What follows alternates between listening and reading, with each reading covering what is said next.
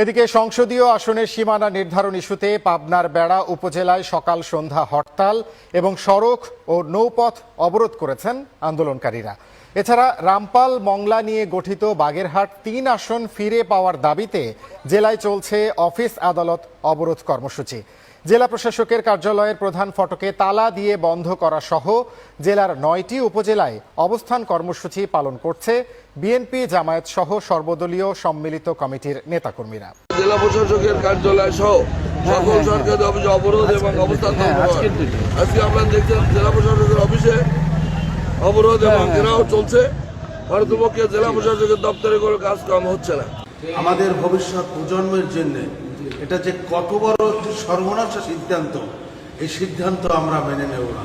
প্রয়োজন হলে আমরা জীবনের রক্ত দিয়ে এই যে হটকারী সিদ্ধান্তকে আমরা প্রতিহত করব।